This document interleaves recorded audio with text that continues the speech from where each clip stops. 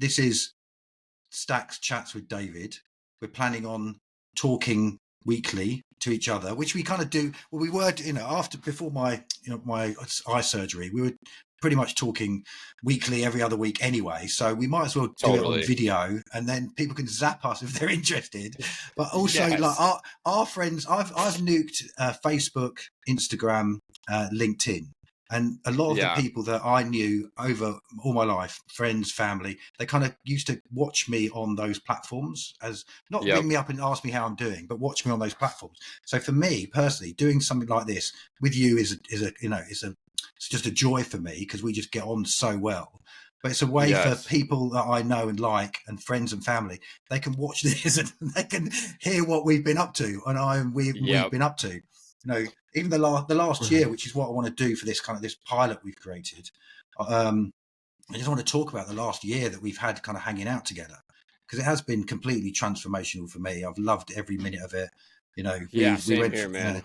You started posting content on Twitter after and I think you've told this story a few times, but after the event in LA, the Swan event, wasn't it? 2023 in October. That's right. Yeah, you started posting content. I don't know when I think it was December roughly. So just over a year ago, I first saw it. And I thought, this fucking guy, he knows Bitcoin as well as I do. And there aren't many people on the planet that know Bitcoin as well as either of us, frankly. Pretty deep in the rabbit hole, man. Yeah. I could list 15, 20 of the greats that are pretty in there, but even going to the Bitcoin conferences, I find that, as you go, there's a lot of sticking points in the journey down the rabbit hole. And there's like, I don't know, varying degrees of cognitive dissonance. Like there's certain things that you start to become privy to that are like, and I like to think that I'm a pretty open-minded individual, and I stay pretty neutral. Like I have strong beliefs held loosely, so at any point, if new information enters my sphere, I could change my opinion. But yeah, it's just like some of these things are just hard to get through the fucking head. And it's like a cerebral feeling, almost like a psilocybin, hallucinogenic trip where you're like, oh, fuck, new neural pathways wire in your brain and you see the world differently. And like the journey down the rabbit hole is seemingly endless, man. It is endless. But one thing I wanted to ask you is what kind of content you read, and was it just podcasts? Was it YouTube? Was it books? Was it events? Because loads of ways of us Bitcoiners receiving information. I'm just curious to know. I haven't asked you this question before. Yeah, I don't think we've talked about it. Maybe we have, but no, because I've read like 60 books over the last 4 years. And from 2010, I've got a kind of up and down history. We'll go over the course of these chats, but I've never really asked you what content you've read and over what period of time, and which ones stood out for you and how. And can you explain a bit more about that? I'll make it quick, but I'll go back to kind of the beginning for me. So what led me to Bitcoin was buying property to get it licensed to produce cannabis. So in the state of California in 2015, a bill got signed into effect to regulate and license the existing medical marijuana industry for state licensing and adult use. So when the people of the state of California voted for recreational adult use, the framework was already put into effect. So laws were put into place that allowed the county to permit cannabis activity. So ultimately the state would license it. And so I bought a property I scrapped together every fucking penny I could, dude. I was all in on this thing. It was such a Hail Mary. I was so fortunate to even be able to close escrow on this place. It was like a 2-year series of miracles. But when I closed escrow, I started to just go down the economic rabbit hole. I wanted to understand the boom bust cycles within real estate, because now I had like a real incentive to understand the real estate market and commoditization and financial markets. And I had really had my head down for many years, just kind of like refining my craft, getting good at what I do. I'm a laser-eyed individual as it is. Like I'm very laser focused on whatever it is that I'm doing. And so I just YouTube, shitloads of YouTube videos, understanding the boom bust cycles, Keynesian economics, then Austrian economic theory, hard money. Within like 9 months of just hammering down YouTube videos, this was in December of 2017. I had a friend that mentioned Bitcoin, and I started watching and I had heard a little bit about it. And then I started, dude, I watched, I don't know, whatever 1 hour documentary was available at the time. There was something good that was, I actually would like to go back and look at who made those original documentaries now that I know so many of Yeah. the people in the space. But yeah, when I discovered Bitcoin, it blew my mind, man. After 9 months of studying like basic economics, just trying to understand the position that I was in. And so then it was just YouTube. I didn't get on Twitter Mm. until like, I don't know, a month or two before I went to Pacific Bitcoin. Yeah. Um, What about books or yeah, I podcasts? started to do basically once I discovered Bitcoin, it became like, you know, a quasi passion of mine, but I was very wrapped up in the cannabis business. And so as I was doing my plant work and running my thing, I would just listen to podcasts and YouTube videos with my headphones in throughout the day. So yeah, it was all YouTube, and I didn't take Mm. it. I mean, I knew in 2017 when I discovered it as a commodity producer that if you have a money that has a finite supply, money has infinite demand on it. And if you could pair infinite demand with finality of supply, you have the apex monetary instrument. My thought process was, is this thing's going to just destroy everything, all the other monetary competitors, I guess, store value assets, monies, whatever, or it's going to get shut down and go to zero. At that point, this was going into 2018. Mm. The price crashed over the next year into 2019. And so there was a lot of uncertainty. But my thought process, like I said, was is this thing is going to change the world or it's going to go to zero. And I'm a pretty revolutionary thinker. And at the time I was in my mid 30s, and I'm like, you know, I kept increasing my allocation to Bitcoin. And I took some time off because I had been just grinding so hard for so many years. I didn't really do anything in 2019. I kind of laid around. And 2020 hit, COVID hit, Bitcoin starts to pump again. The cannabis prices increased significantly because the demand went through the roof.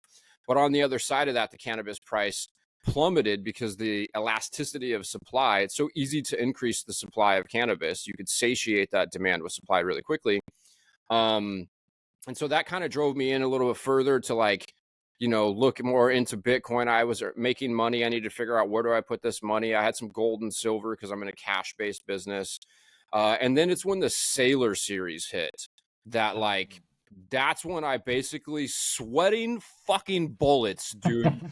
Sold everything I could. I unloaded my gold position, all Did my you do the whole silver. 20, and you did the whole 25 hours? And over what period? You Oh watched all of yeah, it. Over what period of dude, my time? Like, wife my wife was pregnant at the time, and I had one consulting job that I didn't really have. I basically wasn't working at the time. I was mm, like, you know, laying low, and I just, dude, the whole series in the sauna is like as fast as I could, and I even listened to some of the episodes twice because they're just so dense. There's like yeah. so much there.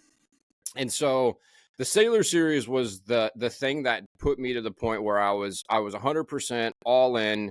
I was very confident that when he hit the scene, the probability that it got shut down, the government's destroyed it, banned it, or any of that kind of thing was extremely low.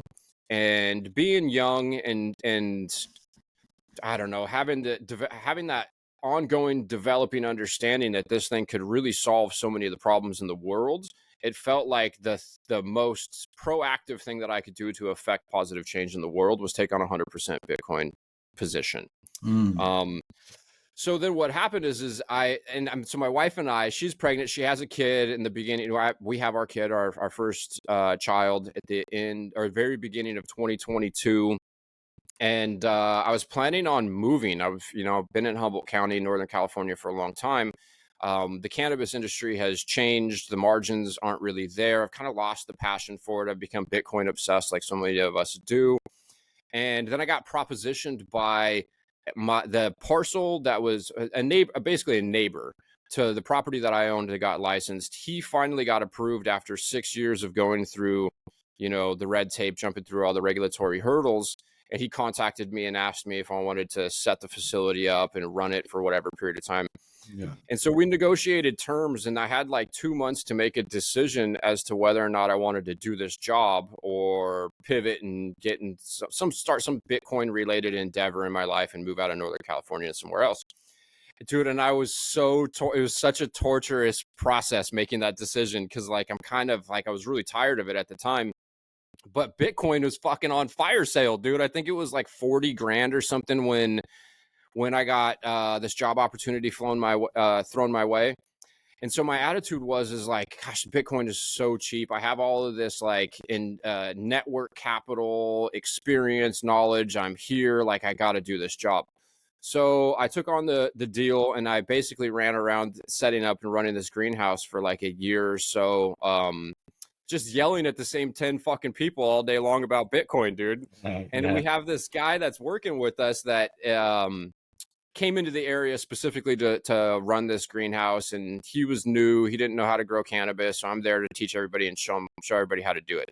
And this is a super intelligent computer software engineer, and man, he steel manned the shit out of me for like a year, dude. He asked every possible logical fucking question you could ever ask about how to like kind of basically just dispel the thesis of like Bitcoin becoming the world reserve money, Bitcoin incentivizing honest behavior, decentivizing dishonest scumbaggery, like all of the things that Bitcoin seems like it's going to be doing. He just drilled me and drilled me and drilled me. So talking with him for a year actually made me really deepen my understanding and my ability to like articulate what I believed is happening with Bitcoin. And then I just started to go a little nuts. Like, I'm like, I got to meet other Bitcoiners. Like, these people are like my favorite fucking people in the world. I listen to all the podcasts, all the YouTube videos. I'm watching Matt Cratter, Breedlove, Preston Pish. I mean, I go down the list of all the people that you know, I'm like digesting or like devouring all of their content on the daily. And so I go to my wife in like October, maybe it was September. I started a Twitter account. I had like, okay, I got to get on Twitter. It wasn't my native social media platform, being a cannabis producer. You know, like I like looking at the photos of people's facilities, and just the way the content flows through the app is very different with Instagram than it is Twitter. So I didn't really, and then obviously you have all these anons too on Twitter. I'm like, who are all these fucking people, right? I'm like searching hashtag Bitcoin, trying to figure out who's who. I follow Robert Breedlove, Preston Pish, and fucking Max Kaiser and Michael Saylor, whatever. And so Pacific Bitcoin is coming up, and I tell my wife, I'm like, dude, I got to go to this conference and meet some people. She's like, yeah, you do. You got to go and meet some of your people, right? So my dad lives in LA, so it was an easy trip, 2-hour flight from where I'm at. Bam, go to the conference. Dude, it was the energy at these events is incredible, especially if it's a Bitcoin only event. Yeah, 100%. Dude, it was so fun. And I met so many cool people. And I'm talking with Matt Cratter. It was a 2-day event. Talking with him, I'll go up, introduce myself to him, and I'm in like a crowd of like 10 fanboys, all just sitting there circled around him, just asking him questions or whatever. Go ahead. Had you posted a video by this point?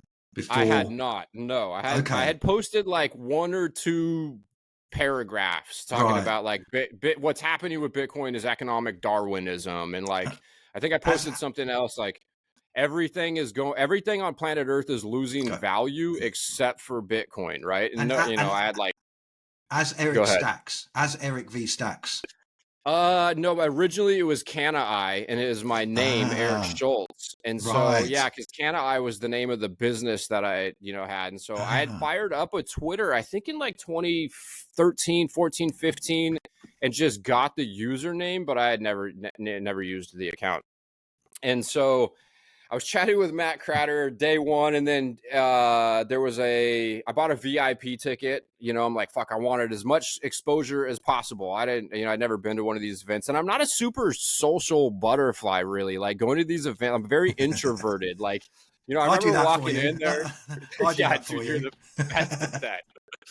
So I remember walking in there and I was like, fuck, how am I like, I'm looking around, there's like hundreds of people everywhere. And I'm like, I don't fucking know anybody, dude. Like, I'm the last guy who's going to like just walk up to a crowd of people and be like, hey, I'm Eric. How's it going? Fucking what are So it was kind of awkward for the first day, and, kind of ended up just in some circles chatting with some people.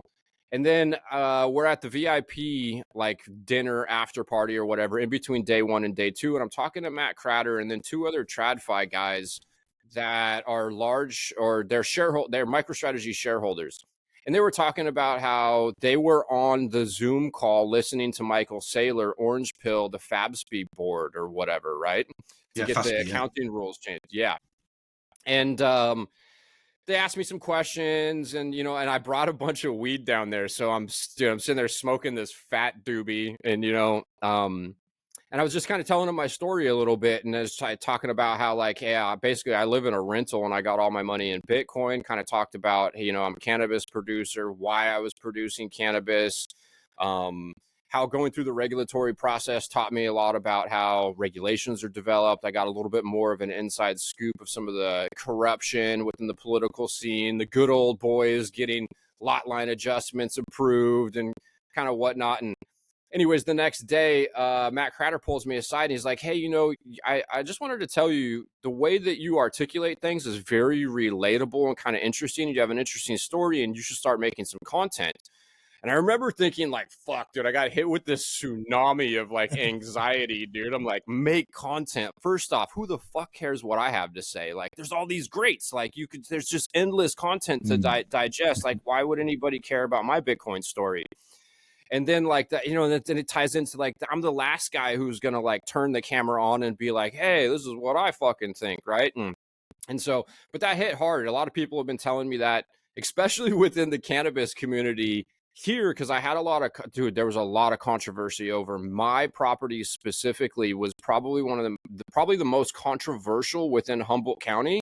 There was 12,000 farms in Humboldt County, and I believe 7,500 of them got involved in the regulatory process, and mine was like, dude, threats of lawsuits because I was next to a neighboring city. And then the canopy, the greenhouses that I was gonna put up, was like 400 feet away from this retiree's house. And yeah, I don't know. It was a lot of drama. And so but did your old weed friends want you to do weed content, or could you done a weed brand content? So there's a Humboldt County Growers Alliance, HCGA is, and they were helping me with some of the community pushback that I was dealing with. And so I had to talk with like the board of supervisors, and I didn't understand any of this shit, like how regulations are put into effect, and you got public hearings and people can comment, and it goes through, staff writes this stuff up, and the board of supervisors like goes over it, and then they approve a land use ordinance or whatever it is. And dude, I just had several times where I'm on conference calls with the board of supervisors, the director of the planning department, and this woman, Tara, with Humboldt County's Growers Alliance, had been telling me for a long time. She's like, you need like a podcast, dude. Like, some of the shit you say is so funny. And like, I never look at it that way. I'm just going through my life trying to figure out how to navigate through shit, And so, yeah, when Cratter told me he thinks I should make content, I was like, wow. Like, and that, and I lend him so much credibility. He's one of my favorite fucking people, right, dude. Yeah. Absolutely, maybe the best. Like, he's top tier. And then the conflict, and so I fly home. The conflict in the Middle East breaks out like basically like a day or two after the conference, and like that. And I'm looking at, and now I'm on Twitter, and so you can see more of what's happening in the world through Twitter. And I'm looking at this just carnage, dude, and I'm like, fuck, man. Like, I would like to figure out how I can, because I do believe that if you have a significant portion of your net worth or your savings, economic energy, whatever you want to call it, is in Bitcoin, that is an extremely revolutionary act. That is a vote for peace and a vote against war, a vote against violence. But like, it didn't feel like enough. And I'm looking at my daughter running around, and she's like just starting to walk and like say things and whatever. And I'm looking at these kids getting blown up, and whatever your position is on the Middle East doesn't matter. I feel like we all could agree that we would be better off with less killing in the world. And so I just I'm like, okay, it's not about me. I got my own insecurities, and we're all working it out. We're all people. I'm trying to work with my own flavor of whatever I'm dealing with. And I'm like, fuck, I guess I'll start trying to make some videos. And it felt so awkward. And I'm also thinking like, gosh, I don't have time. Like, I'm busy, I'm working all day long. We have a small group at this facility. It's like, the amount of people we have relative to the canopy that we have, it's a lot of work. So the only thing that I could possibly do was just turn my iPhone on, load an unedited little quick rant, and put it up on Twitter. And so I can't remember I think the first video that I did, I had a 4-gram joint. Fucking big old fat cannon, dude. I think it was lit, probably was lit. I pulled up to the greenhouse and I just had this like rush of energy. And so I fucking get out of my truck. I turn the camera on. I got the joint on and I'm like, look how beautiful the world is. And I walk into the greenhouse. There's this huge fucking field of weed behind me. And I just go on a little quick rip about basically like, you know, the easy strategy, the best thing you could ever do in the world for yourself and for others is to buy Bitcoin, you know, it's fucking easy. Get some fucking Bitcoin. And I loaded the video and I fucking got kind of a lot of attention relative to the 200 followers that probably 190 of them were bots and shit. And so I just kept making rants and putting them up on Twitter, kind of talking more about the deeper, you know, the philosophical, societal implications of Bitcoin. Yeah, and I probably did like 60, 70 videos in a short period of time. I got a bunch of people asked me to go on their podcast, and then I got hit up by Andre in Madeira, and he's like, hey, man, come do one of these rants as a keynote. Dude, I remember when I read that DM, I was like, oh, fuck, I have to I don't want to do this. I have to do this. It's maybe the last thing I fucking want to do. Like, gosh, go try. But at that point, we've been talking a little. I've been like, I messaged you saying your content's amazing. I think the visuals, it's like it was a whole package. There's a clarity in what you're saying, the depth of understanding of Bitcoin that is easy to relate to when you also understand it to that level of depth as a kind of and if you're not deep enough down the rabbit hole, I fucking sound like a fucking deranged lunatic, dude. Yeah, it doesn't make a huge amount of sense. I remember I was just going, you're amazing, mate. And like, it was a sincere, you must think, who's this fucking weird guy who's like, I'm not a known person, some random person saying you're good. And I remember getting a voice message from you saying, oh, thanks for all the compliments. I said, well, they're sincere. I said, I don't want anything. I'm all right. I don't want anything from you. I just think what you're saying is really good. And I want you to keep doing it. And then I remember you saying, dude, I remember. I got a voice message. I've been invited to speak in Madeira. Are you going to that? I can remember your voice still now in my head. Are you going too? I'm like, yeah, I'm going. Let's meet up when we're there. But yeah, you had sent me. So you had sent. Oh, fuck! I did a video. I think I did a video talking about like making it to Bitcoin is kind of like going through like this deranged shanty town full of hucksters and snake oil salesmen, and like you have to go through all this fucking debauchery, the realm of crypto, and how fucking confusing and disgusting and debaucherous it is. But if you can make it through all of that, you get to the gates of like eternal abundance and joy. Yeah. It's like this heavenly experience. And you sent me a DM. You're like, yo, mate, I sent this to one of my shitcoining buddies, dude. Like, I appreciate the content. Yeah, you're like, keep doing it. Keep doing it, please.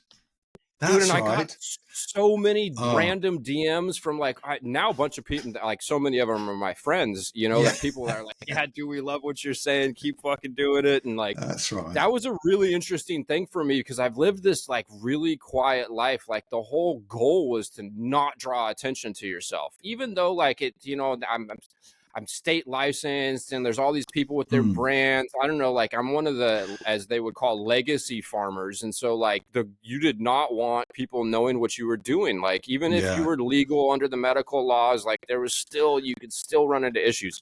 Yeah. And but you can't shout, just can't keep on shouting at the same people that are not listening. You have to get yourself out there. It's the only way to find sanity and to find, well, I say I'm either a genius or I'm insane. To my friends now, to some normie friends, genius or insane. We're one or the other. And when you're lonely and you haven't found other people that understand things to the same level you are, you can still think you're a bit nuts. I must be a bit nuts because there's not really many people out there like me. But then when you've come out and met people like you, then it's like, I'm not mad. I went to Miami 21, 22, and having never been to a conference, never met another Bitcoiner. I didn't go onto any forums. I didn't really talk to anyone on Twitter, not anyone I didn't know anyway. And all my friends and family have always thought I'm nuts with this Bitcoin thing. And then went to Miami, and then I met Neelis there, this Dutch guy. on the way there, I managed to talk to a taxi driver who had some magic mushroom chocolates. And a similar story to you when you went to Pacific Bitcoin with you smoking a big spliff and you kind of people congregated around you. Totally, dude. I took a box of magic mushroom chocolates and I just started asking people, do you want a magic mushroom chocolate? And a lot of Bitcoiners are open-minded. They understand psychedelics. And, I met Neelis, and then he was the first person I'd ever met who we talk, you talk to people and you talk about everything. He was the first person, that I'd ever met that brought the conversation back to Bitcoin more than I did. And I thought I found someone that is like me. And then I found another person, then another person. And I think you need that. And you needed that, and you've gone out and got what you needed. Yeah. And for me, it wasn't so much that I thought I was crazy, because I had this one-sided friendship with several people that didn't know I existed. Like these people that like I'm watching their podcasts and all of their content, like these were my friends, right? So I knew that I wasn't fucked in the head, right? I'm like, other people think this thing, but like I needed to meet people. I needed to meet other people who understood that. And I have like a long-term goal to figure out what efforts I can put forth to help this movement get like, and I actually don't think that like Bitcoin really needs us. I think our innate, it doesn't need ability to serve our self-interest is what makes it work. Like the shittiest people in the world are going to come to Bitcoin, not because they're going to be doing something benevolent, but because it serves their self-interest.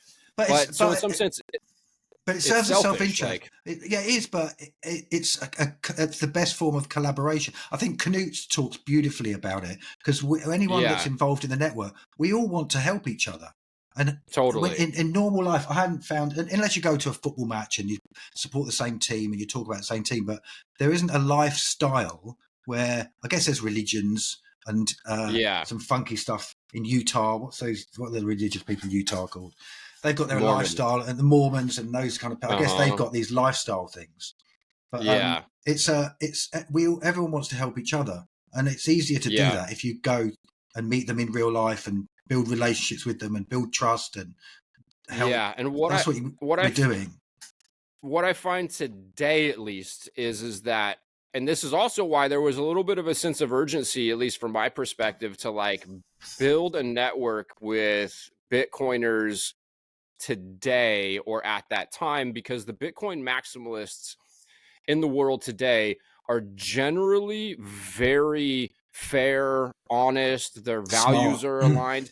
And I think over time, you're going to get more of the sociopathic shitbags are going to kind of infiltrate the space. I mean, we're seeing that now with some of these people who are pumping out content, kind of engagement farming, skirting the lines of ethics. And so, there's something special about the people who understand Bitcoin now. They're very revolutionary, progressive thinking, honest. We all have aligned values. We want to see the world, abundant and fair. We don't like the atrocities taking place, the divide between the haves and have-nots, the Cantillon effect. All of these things are real problems. And so I think over time, I like all Bitcoin maximalists, like believe that Bitcoin will become the world's money and the world reserve asset, etc. And as that happens, then everyone's in Bitcoin, and deciphering who's a shitbag and who's not, I think will become harder in the future.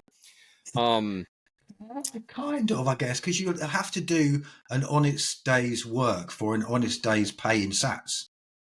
And it's harder. Lie, cheating, and steal won't get you as far as it does in the fiat world. And I come from 30 years in high-end enterprise technology sales, where I personally didn't lie, cheat, and steal, but colleagues around me tended to excel by doing that. I built relationships with customers that kept coming back to me to buy more technology from me, because I always told them the truth and I didn't overcharge them or get caught out doing anything suspicious. But I think there'll be less bad actors on a Bitcoin standard, because you're just going to get caught out immediately. Yeah, so I think that Bitcoin definitely decentivizes dishonesty and incentivizes honesty, and that kind of is a whole subject, a rabbit hole in itself.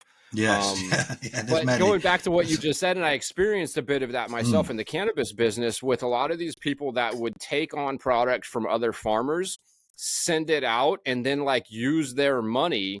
So it's like almost like a Ponzi scheme. They would like use their capital to expand their cannabis business and then use Peter's money to pay Paul and whatever. And so as I'm watching a lot of that, it's really discouraging if you're an honest individual working in the world and competing against dishonest individuals. Like there's this almost feeling of like, what's the fucking point, right? And like I understand why over time, like some people just succumb to unethical behavior because it seems there's like a hopeless element to like, if you're honest. And I think that's why, you know, people are, you know, gravitate towards religion, because it's like this idea that like, hey, if you do the right thing, like you're gonna end up in a good place at some point in your life or after your life.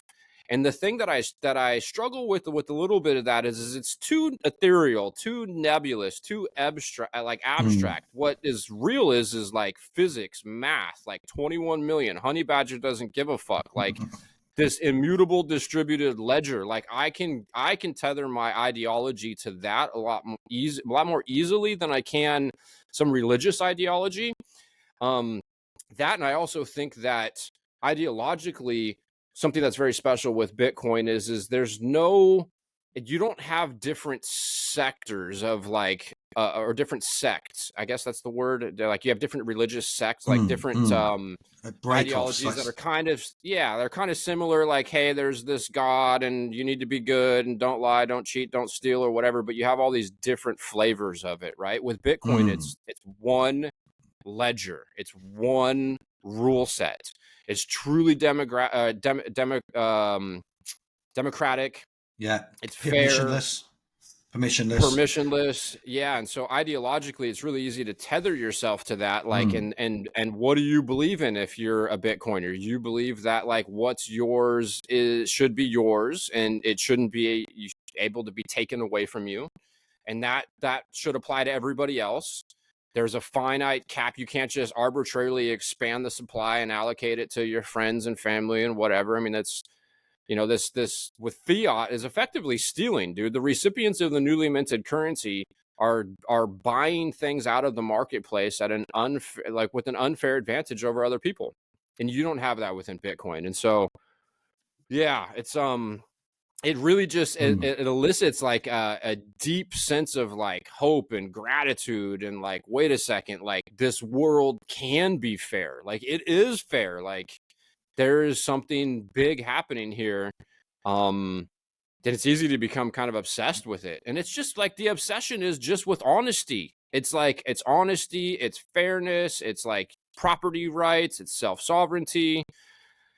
Yeah, it's like, I don't know. And you experience that again in Madeira because you know had you been to Europe at all before Madeira? No, I hadn't done any traveling really. I did some snowboard trips as a kid, you know, growing up, but I had never left the country. Because I remember I saw you on Twitter. You go, right, okay, I'm coming to Madeira. Are you going to Madeira? Okay, we'll see you there. And then I think, well, you sent me a fucking spreadsheet with every dude. I should pull that up. It's probably so back in our DMs, dude. You sent me a spreadsheet with like 100 fucking Bitcoin events. You're like, are you going to any of these? I'm like, how the fuck did this guy even know all these events, dude? Who made this spreadsheet, dude? Wow, it was a fucking comprehensive spreadsheet. No, it's a comprehensive spreadsheet, and it's still updated today. There's 2025 on there. Which one of these are you going to? Let's go to all of them. Totally. That's right. That's right. But then I saw. I don't think I'd got there yet because I was there a bit earlier with some friends, kind of finding a villa because I wanted to get a nice place. There's 10 of us. You sent me a photo of you and Anna and Marcy at the bar, dude. You're like, hey, I'm a real dude, because you had an Anon account. Yes. Yeah, right. Well, it's just my name, and I don't really post a lot of public photos. But I'm here with a couple of my friends who are helping organise the event. So I'm a real person. And then I think I came home, and then I flew back again. Before I flew back in, I saw a picture of you in a swimming pool going round and round. I was like, okay, Eric's there. Yeah. I'm in Madeira now. And then you came over. I don't know when. Did you come to the villa? I think you came to the villa one time without Lacey and Evie. I suspected you better check me out and my friends out just on your own before bringing your child and your wife to some stranger's villa in the middle of an island in the middle of nowhere. Fuck, But I you can't came remember over and when hung I out. first met you in person, if it was at the villa or not. I don't think it was at the I can't villa. remember You know what it either. was? Is there was like a satellite event downtown.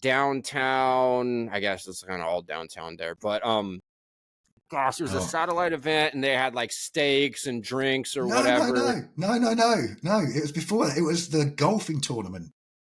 Oh, that's right. That's what it is. That's right. That's where I met you. It's the golfing tournament. Zaza Wow Wow, our producer, he's a very, very, very good guy. He's very good at everything, but extremely good at golf. And I don't play golf at all. And he was playing that tournament. And then I got there basically 2 minutes before it started. I don't know what I'd been up to. But I was in a car going, I'm nearly there. I roll up and you basically just tee off.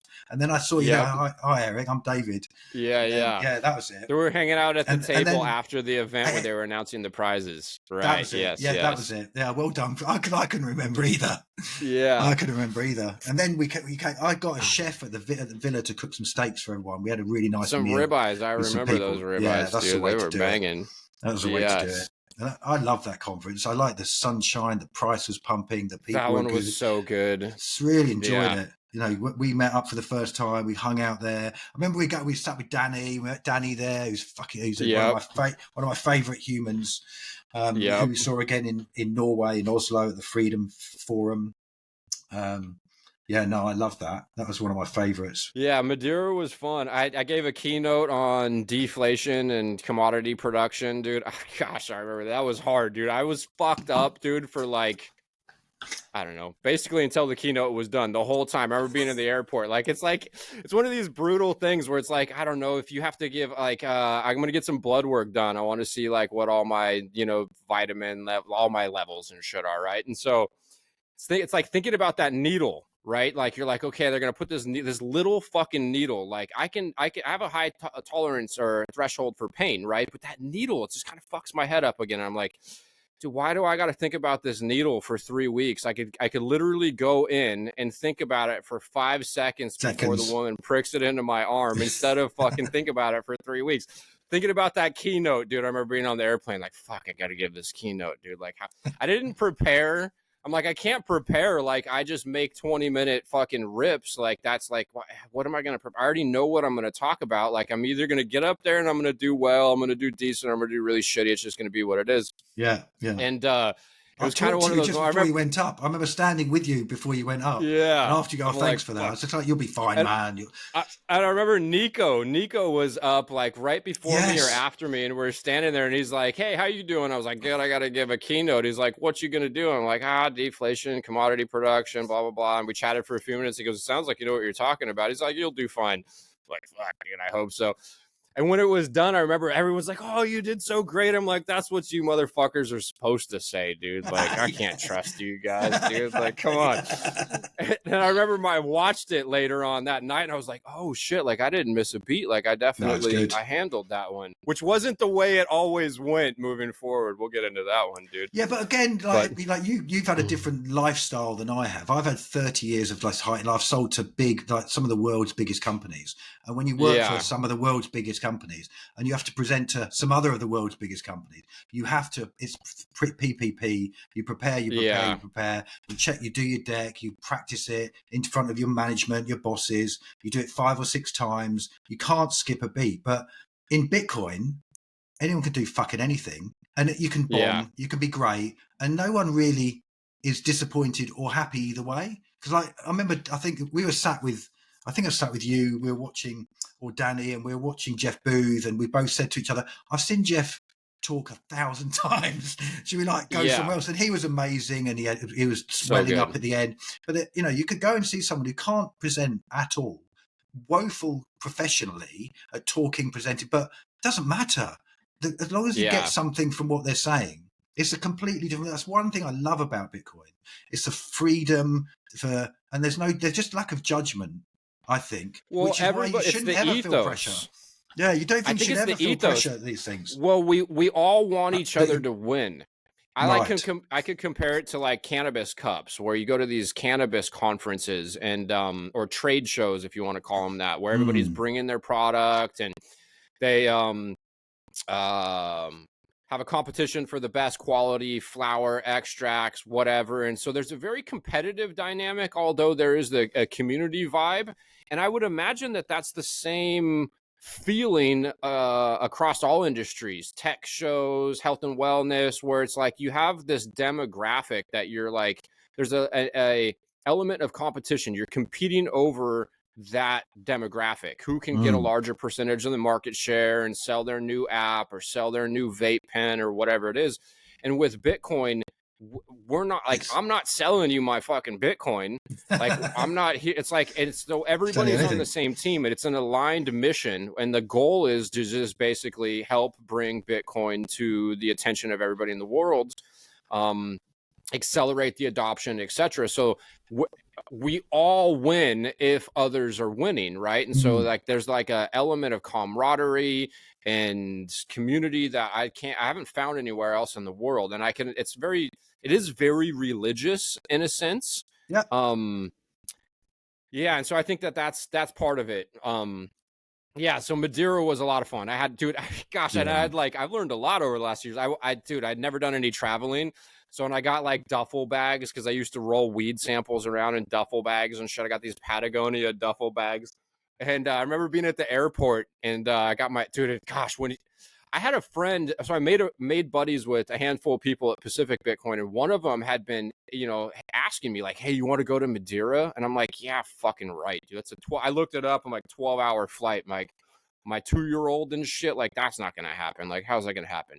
Well, 3 months later, I'm buying tickets to go to Madeira, and dude, that was a challenge. I get to the airport and I see all these people rolling around their 4-wheeled luggage, little Asian ladies with all their fucking giant bags just effortlessly cruising through the airport. I'm like, man, I got a lot to learn about traveling here, dude. I'm holding all my duffel bags just like some deranged dad, just like running, trying to make it to the fucking Swiss airline. Like, oh, we got to get there. It's LAX, dude. It's like a 2-mile fucking venture to the other side of the airport. Yeah, so Madeira was a blast, dude. But after Madeira, I came home, we went home. We didn't plan to do anything after, or even meet up. Then I remember you called me on Telegram, we had a chat, and you goes, "I'm going to go to El Salvador. Do you want to come to El Salvador? Are you going?" I was like, "Fuck it, let's go." My wife and daughter couldn't make it for whatever reason. Still at the time, not that into well, actually, it took my wife 3 years to really start to understand it. And then she said after Madeira, because she came to Madeira, I said, "Would you call yourself a Bitcoiner now?" And she said yes, which is the first time ever after Bitcoin, after Madeira. And then, so then you said you're going to El Salvador. And then we were hanging out in El Salvador together. And I'll let you carry on with your story, because I think I know where you're going with this, because it was in El Salvador. You told me about the Rimowa luggage. Yes, which I hadn't even heard of. I'm like, because I'm a believer of, if you have shit luggage, no one's ever going to steal it. So I've never spent money on luggage, and it's okay. It's a Samsonite, it's whatever. I didn't want to stand out, but then we were in El Salvador. Then we went to Bitcoin Beach, didn't we? And I stayed at your apartment with a pool. That was really nice. And then you were like, "Check this luggage out." You wheeled out your Rimowa, and then you started telling me about it. That was, and I'm sold now. I've got my own, So when I got home, it was like Lolly Hodl time. She I met her in Madeira. She was one of the people that was always commenting on my videos and whatnot. And I was on a live stream with the Meme Factory guys. I don't know. She ended up just like kind of DMing, similar to what you've done. You're like, "Hey, get Eric here. Could you guys have Eric come?" And so like I ended up getting an invite because Lolly had to hit up the Meme Factory guys, and they're like, "Yeah, come down to the event." And I'm like, "Well, fuck, I gotta go if I'm invited, right?" Like. And so I'm like, okay, now I got to buy some luggage, dude. Like my luggage game is weak, dude. And so I get online and I'm looking at luggage. There's like a couple companies, whatever. And I'm like, oh, wow. Like, what's the nicest luggage you get? Oh, dang, a carry-on is fucking $1,500. You know, I can get this other stuff, this polycarbonate luggage, $200-$300. So I ordered like, I don't know, $1,500 worth of luggage from this company Away. And they're like a big luggage manufacturer, and their Instagram, I don't know, they have a big following. A lot of people buy their luggage. It's good, it's affordable. this stuff comes and I'm looking at the lug. I'm like, dude, this stuff is so fucking fiat, dude. Like, this is fucking garbage, dude. Like, okay, it's nice. Like, if anybody who's fucking has a way or any luggage, whatever, it gets the job done. And I'm just like, I don't know, I can't spend the money on this stuff. So I returned it and I'm like, dang. And I'm like looking at aluminum luggage. And I'm like, okay, you got Rimowa, Sterling Pacific, and you got Toomey. And I'm like, fuck, I got to buy nice luggage. Like, I always like to have the nicest stuff, not just because it's expensive, but because, it lasts longer, the user experience, etc. And so I ended up getting, some Rimowa and then Sterling Pacific, which is honestly, I think they're a little bit better, made in the States. And I just remember, dude, I saw your fucking suitcase. I'm like, bro, you've done what you've done, dude. But you'd done the same level of research into the suitcase as you had done into totally. Bitcoin. Like you're reading off. I can tell you everything about fucking luggage, dude. I was like, all right. And I'm a salesman by nature, but when you hear another salesman who knows everything about something, like I'm sold. And especially you recommending it, I'm sold. And, and then I think, we'll come back to El Salvador. I remember you came to London, they went to Arnhem, but in Amsterdam, you had all of the Rimowas all together. There was like 5 bits of Rimowa we were wheeling around Amsterdam. That was insane. Yeah, man. But I loved El Salvador as well. I loved El Salvador. Some of the concerts I've liked more party than others. Was really fun. It was so the good. Layout. It was this huge big resort, and it was multiple pools. Then you had a bar in the center and a couple buffet restaurant kind of things or whatever. And it was just nice. You could go and talk with people. There's people everywhere. I think they had 500 attendees or 500 rooms? I don't know. There was a lot of people there. 500 attendees. And they're all Bitcoin maxis. There was no people. I don't think I actually spoke to anyone that had anything other than Bitcoin, no property, obviously no shitcoins, but I don't think people even had property or art or wine collections or not many. I think 90% of the five, not that I spoke to everyone, but most of the 500 we spoke to, complete Bitcoin maxis. So nice to be able. There's a few idiots there, but you're going to get that with 500 people. Totally. That was a lot of fun, man. That's my first time in South America. Dude, what was interesting with El Salvador, the first time I was there, I ended up going 3 times last year. I just remember getting it, I'm at the airport, my wife lined up a rental car and we're there and I had her handle the logistics for the first couple of trips that we went on. I was busy. I was still doing some of the cannabis consulting, and then we're doing these trips and I'm doing podcasts and I'm trying to make videos and whatever. And do we get there and shit, I'm like, it's 9:00 and they push you out. So you go right past, when you're leaving, there's a couple, you got Avis, Enterprise, whatever. And then you go out a door and we go out the door and we're standing out there and there's people everywhere and I don't speak Spanish and it's 9:00 at night. And I'm like, all right, so dude, my fucking 2-year-old is wrecked, bro. She's about to have one of those tyrannical meltdowns. Right. And I'm like, where's the rental car? She's like, okay. She gives me this thing and it's like, okay, we got to meet this guy next to a Burger King. And I'm like, fuck, are you kidding me, dude? And I'm trying to call the rental car company and I can't make the phone call for whatever fucking reasons. And so I ended up renting a car from just this random guy with a clipboard. He's got a clipboard with photos of cars and he's and he can't speak English. And then this nice woman who could translates it for us. And she's like, and I'm like, where's the car? And he's like, pointing over to there to the in the dark parking lot, and I'm like, fuck, dude, this looks like San Bernardino or some of the rough parts of LA where I grew up in Southern California, kind of the neighborhoods you wouldn't want to go into. I don't fucking know. It's long story short, we get the rental car, it worked out fine. We stay at a hotel next to the airport. We drive to the resort the next day. And I remember just driving through the, the countryside and, then I'm on the coast and I'm driving through La Libertad and El Zonte. And there's this, it's so raw and wild, but so safe. It was such an interesting feeling where it was this is an environment where I would typically feel sketched out. Hey, this fucking guy who's standing there could pull out a gun and try to rob me. But you had none of that. And the people also were so clearly happy. In conditions where you'd think they'd be a little maybe bummed out. You got people selling fucking coconuts on the side of the road that don't have fuck all that are living in shacks, right? But they just were so happy. And I think that that's the liberation that's taken place. The fact that like they were getting extorted, murdered, dude, it was so bad. And then 180 degrees difference just a couple years later. But those people have been through hell, so you see the weightlifters off their shoulders being there now. Yeah, you can feel it. You can see it on their anywhere faces. you go. Yeah, exactly. They've been through such oppression. Can't go out at night. It's weird. Imagine what it would be like before Bukele locked up that 80,000 criminal gang, and just imagine walking around doing anything there. Like the people, everyone will be scared. There'll be potentially strange looking blokes about to rob you everywhere you go. It's like, and we have neighbours, and she worked for the government.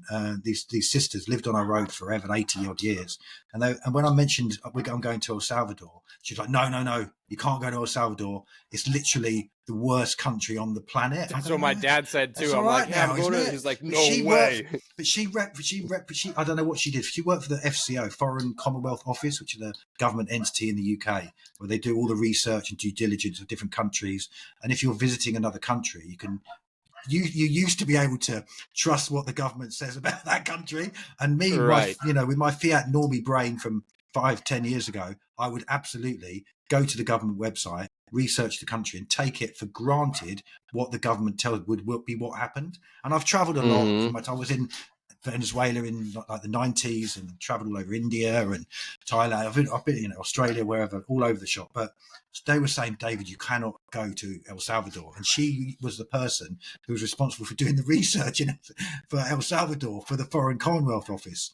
And she was like verdant about, you need to trust me, David. I do this work for the government for this website. Yeah. Clearly she did it. She'd been retired a little while and hadn't kept up to date with the latest goings on.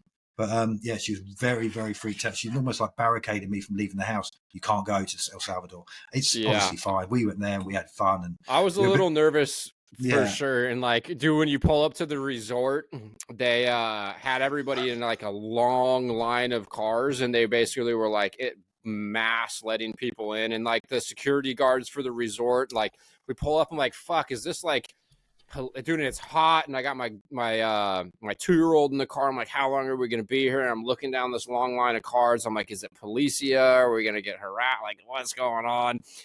Yeah, but it's so safe. I feel safer. Yeah, it passes quickly. That feeling safer when I'm down there than really anywhere else that I've been in the world. I don't, like there's just now that I'm so familiar with the area. But a lot of fun, man. That was a lot of fun. Shout out to the Meme Factory, because like Big Sean and Greg and RD, Yellow, we hung out with these guys there. We met some very cool people. Everyone was in such a relaxed state. We met Tom from Germany and Devin, who are now close friends. Tom came and stayed at my house last year. We're going to meet up this year at events. He's a close friend now. And Rainier, of course. Rainier's like he's one of my favourites as well. Totally. Over the last, top 10 for me. I've met you. What do you call it? It's like, David, more than the Dunbar's number of Bitcoiners now. In the last 3 years, I didn't know anyone or one person, and then for the last couple of years, I just like people. I like meeting people. But, dude, you're so good at it. I ask you, I'm like, hey, fuck, what's the guy's name? He's from fucking so-and-so. And I'll pull up a photo, and you'll be like, this is him. He'll send me his Twitter. You got his here's all his information. I'm like, oh, thank God, dude. But I have had a lot of help. I've managed to, I've got friends who know a lot of Bitcoiners who've been wonderful introducing me to these people. Because I'm okay. I'm not an oddball. I'm not after anything. I've got my Bitcoin. I don't want anything from anyone. Yeah. I think Rockstar. I was in Dallas after El Salvador. I went to Dallas, and then I won a Rockstar coffee, and he wrote on it the number one party man in Bitcoin in this gold pen from Rockstar, who hung out with us in Madeira. I love these people. It's fun. As Michael, who is producing this in Madeira, he said, David, your new friends are way much better than your old friends. He's known me for ages, and all my new friends are Bitcoiners, especially when we're hanging out at Bitcoin events. Yeah, so I loved El Salvador. For me, it tends to be about the people. I think neither of us really go and watch anyone speak. Have we ever? Like No, we I sat like down. watching that on. I can do that on YouTube. You know, when I get home. It's yeah, I just like running around talking to all the people, man. It's Yeah, so much fun. It really especially is. because you're recognizable now as a person, so it's different for you. I'm obviously not recognizable, so you have people approach you, which you like. I think you Well, because I like wouldn't go and introduce myself to them otherwise. So in some sense, exactly. like the Yeah. way that I created the content that I did was a hack in a few ways because it was super raw, unedited. I'm walking around this greenhouse, so it's visually stimulating. Some people, you know, trolled me for the weed stuff, but most of the Bitcoiners don't have a problem with that. There's nothing wrong with And then, you know, unedited. And then what happened is that the Bitcoin maxis that are really into it, they're interested in the topics, and whatever thing I would talk about, whatever description I would put in the post was like thought provoking. And then, so yeah, going to the conferences, people come up and they introduce themselves to me, which was like a huge hack for me to like figure out how to make it. Like it wasn't planned. It all happened organically. I couldn't believe it when I was in Madeira. That was the first time I had gone to a conference since I had been posting any content. I couldn't believe how many people came up to me and were like, "Hey, we appreciate what you're doing." I was just like so taken back by it. It was like, I love it. I love it because they're so nice. The people are so nice. Do you know what I did enjoy? Because we did. So you came to London. So El Salvador, you came to London, Amsterdam, yep. Oslo, Prague, in Nashville. I remember in Nashville because in Nashville I met Kenny Florian, the UFC fighter there, and you know he hung out with us after meeting him. And I remember we were walking around, and I love this. We were walking just around the conference, and there's Kenny Florian, there's Eric Stack, and there's so many people who come up and want photos with you both. And I'm just walking around there, and I love seeing it because I love it. You know, I love it when people like my friends. It's a bit weird, but it's so nice when people go, "Oh, I really like what you say. I really like what you do. You'll make another photo." And obviously, I don't particularly want that. I quite like the anonymity, but I just love the positive attention you get for what you do. You know, and then there was times I remember like you'll be standing there, and actually Nashville specifically, I don't remember who we were talking to, but you're like, "Do you know who this is? Do you know this? This is Eric Stacks. This is Kenny Florian, dude. It's fucking funny. Like going places with you is fun because you'll just get all the people together. You get all their contact information. You'll organize like, hey, we're all going to dinner, dude. I forget what was. Oh gosh, it was with my wife. I don't remember what we were doing in the last few months. It was something that I was just like, fuck, we need David. Like, I can't, like, I don't, where are we going? I can't figure this shit out. Like, I need David to like figure out the logistics. Who's going to be there? Do we want to go there? I don't know. Anyways, I love doing that. With that, man. I love doing it. But going back to El Salvador, yes, dude, talking about sketchy, I fucking love. What about the helicopter, dude? Never in my life have I been that legitimately concerned I was fucked, dude. Yeah, dead. I thought we were dead. I thought very highly likely we're both dead. We are dead at that point. Dude. Because I didn't expect it to be what it was, obviously, because I saw the advertisement. Oh, Bitcoin Live, before obviously going to El Salvador, Bitcoin Live, you're doing a helicopter trip around the volcano. Oh, that sounds lovely. Because I've been on a couple of helicopter trips around cities and London and in Vegas. You think, oh, that sounds nice. I'll let Eric, I've got us 2 tickets for us, and you'll go, oh, thank you, aren't you? I've got us tickets for this helicopter trip. And I remember you DM'd me, and you're like, hey, you want to go on this helicopter trip? I remember I asked Lacey, like, do we want to go on a helicopter trip? She's like, I don't know, Evie would have fun. I'm like, no, we're not taking our fucking 2-year-old on that fucking helicopter. She goes, oh yeah, good point. Okay, well, we won't do that. She goes, well, you can do it. And I'm like, fuck, you know, I don't know. It's $300. I want to go on. And then you're like, I'll buy the tickets. I'm like, oh, fuck, I got to do this. It sounds good. Let's do the helicopter trip, dude. Like, all right. Then you had to change the dates a couple of times because you were talking, when we got there, you were kind of opening the event, bro. You know, you were asked to sit down with which actually wasn't planned. That wasn't planned. We were at a dinner with the Meme Factory guys, and it was, Anders was doing one of his toxic happy hour. He's like, yeah, let's get Eric on stage too. So I was like, hey, we got to switch what chopper we're going on so I can fucking get on this panel with these guys. So we must have taken the last one. We must have taken the last helicopter. 2 days, 2 trips per day. That's right. And like, I remember sitting on stage. There's like 200 people out in the crowd, and it's Meme Factory. It's me, Anders, Nico, and Greg, and Big Sean up there, and whatever. The chopper flies down the coastline, does this little thing, goes to the volcano. The chopper comes back. It's like a military chopper. So you could see it go on day one. Then day two, the chopper leaves. Then it's like time for you and I to meet. And I think maybe you had taken a nap or some shit, and then you're like up, ready to go. And I'm like, okay, so we go to the pad. The helicopter, I remember it comes down, dust is fucking flying everywhere.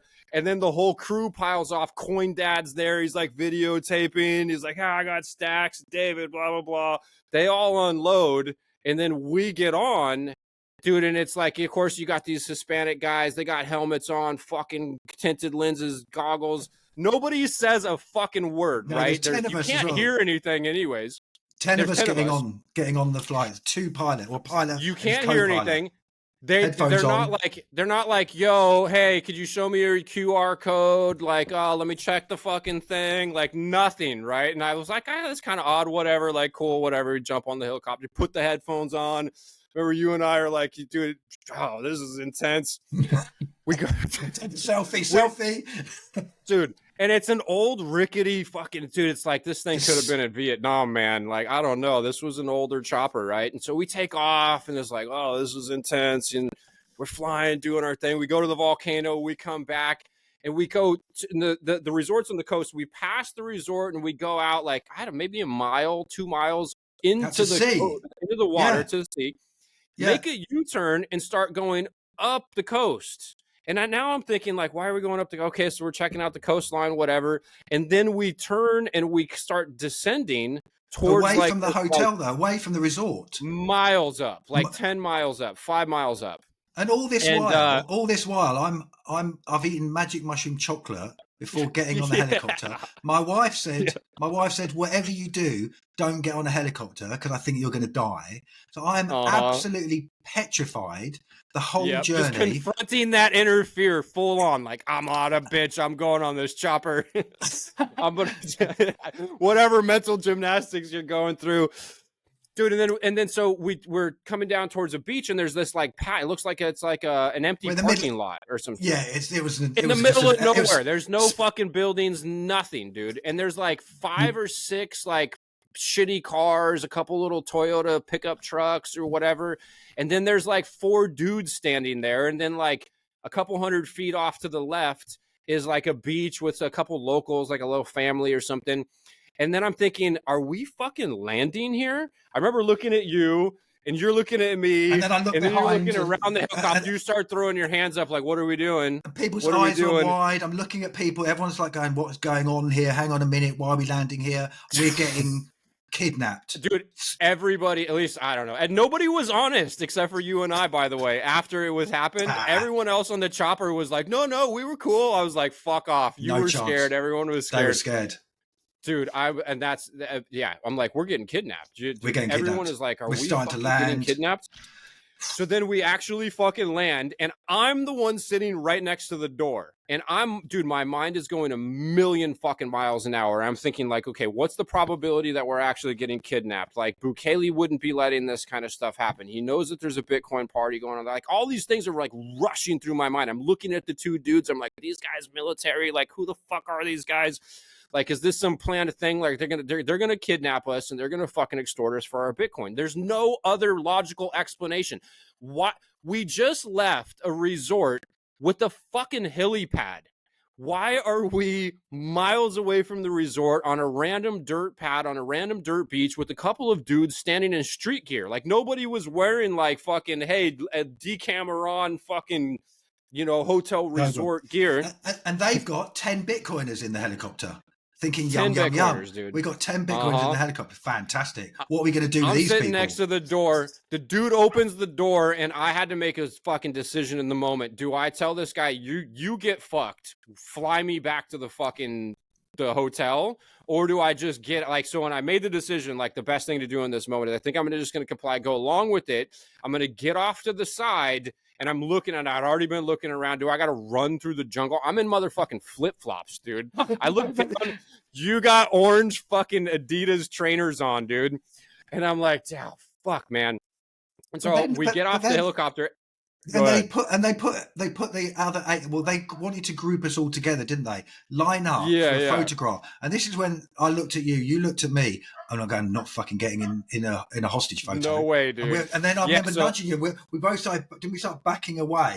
There's a guy who had a stick, could have been a gun. People with hands behind their backs. There's kind of big guys there staring at us. Me, not angry, but they weren't happy.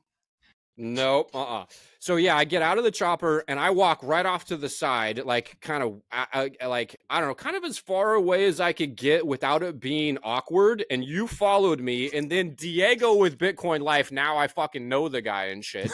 He's like, hey, everybody, all cool. And I'm like, dude, his demeanor was so legitimate, but also he was behaving the same way you would behave if you were some South American MS-13 fucking guy who just scored 10 Bitcoiners to fucking rip their toenails out and shit, dude.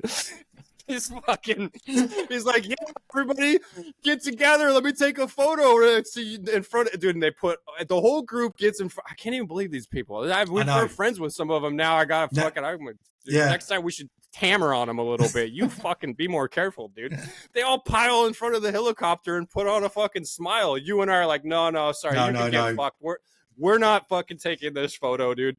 And we start walking into the parking lot, and there's one of the white buses way off in the distance. No, it was around the corner. We couldn't see it at all. It was like a dirt track, and the bus. Fuck, no, it was on. That's right. It was round. It was like it was on a dirt track. I mean, it had no logos on it or anything. No, you're right. It was visible. No logos, dude. But it was on a dirt track, no logos or anything. They're like, get on the bus. And we're both still freaked. Do we get on this bus or do we not get on this bus?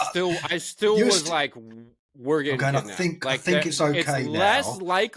It's less likely in my head at that time that we're about to get on this bus and get driven back to the fucking resort.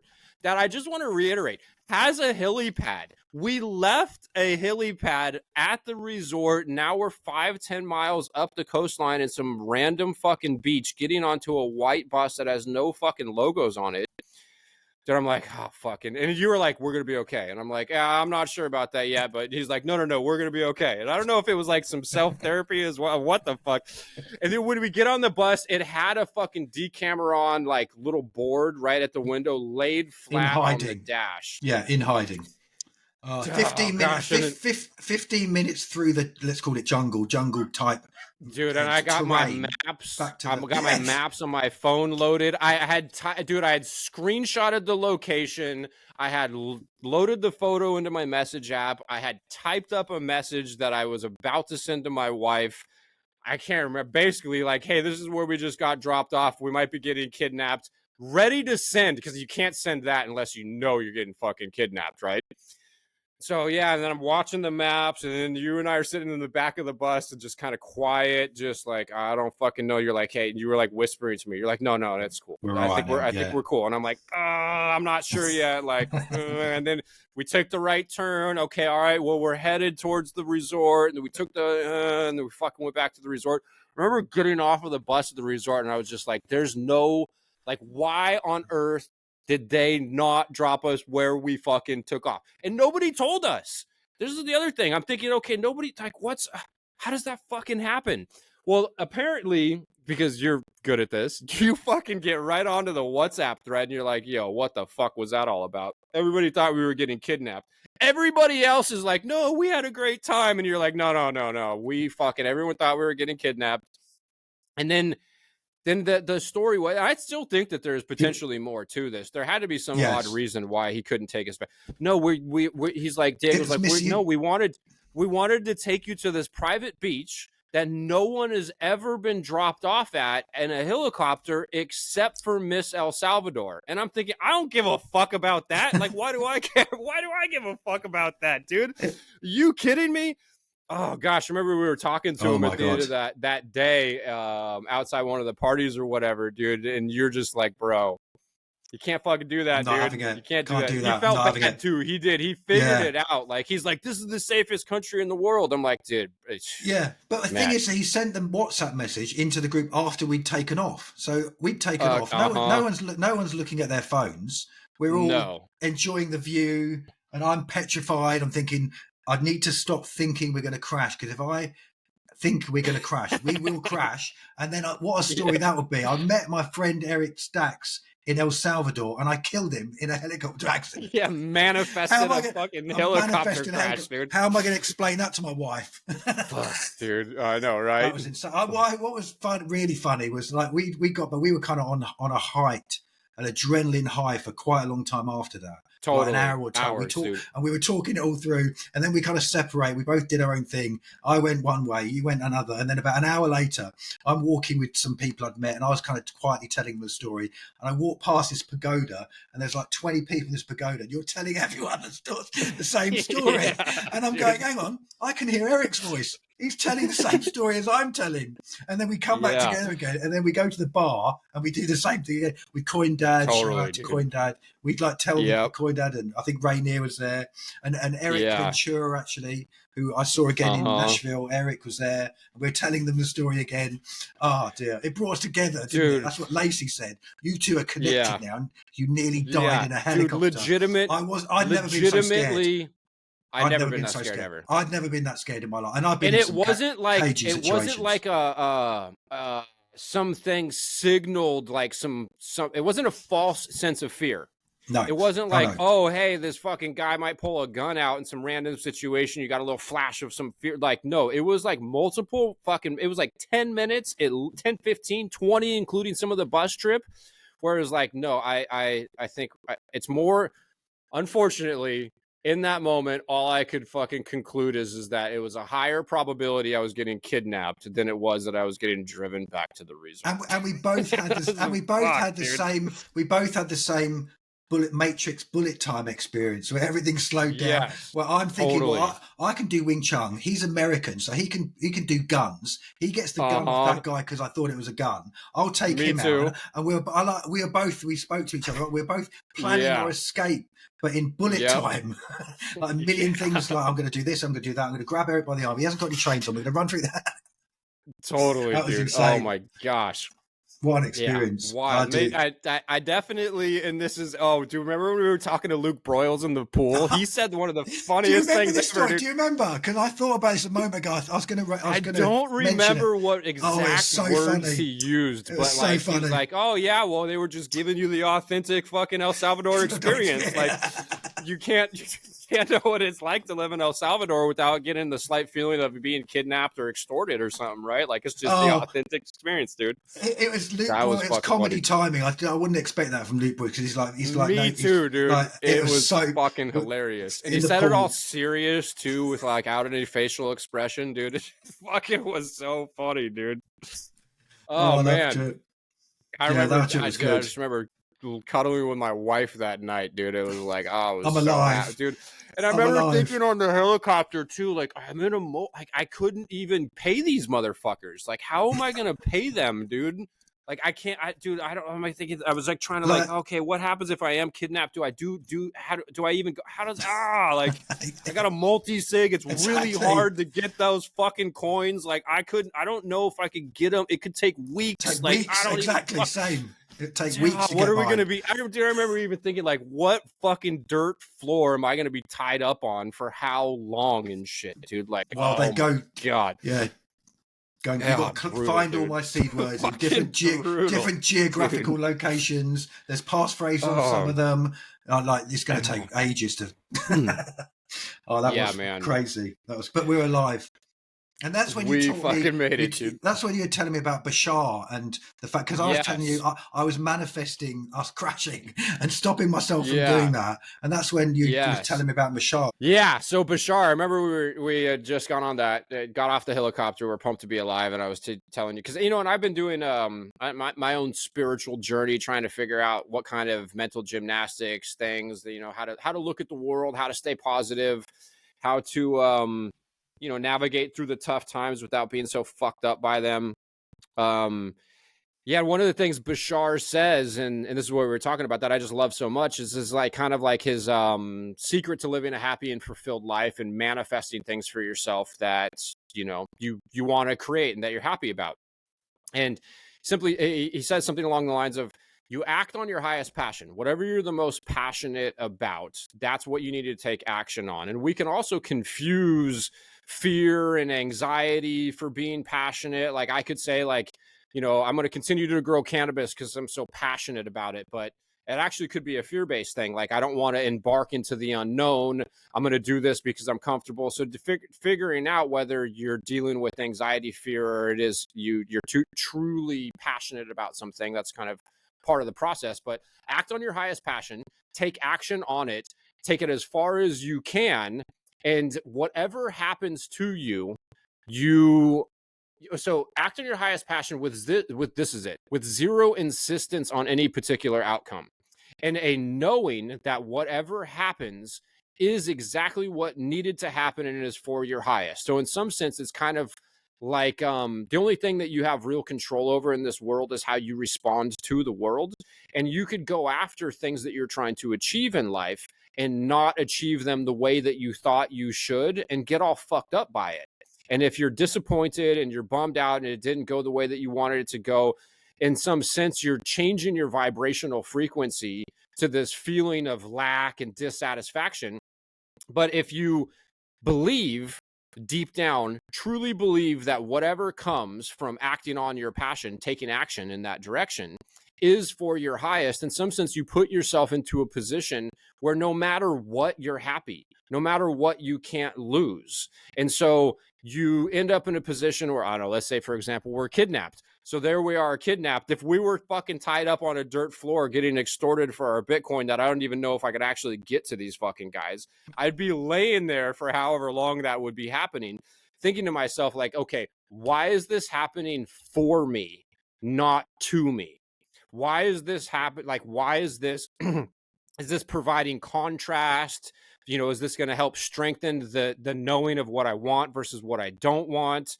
Like, if you go through life, like, life is happening for you, not to you.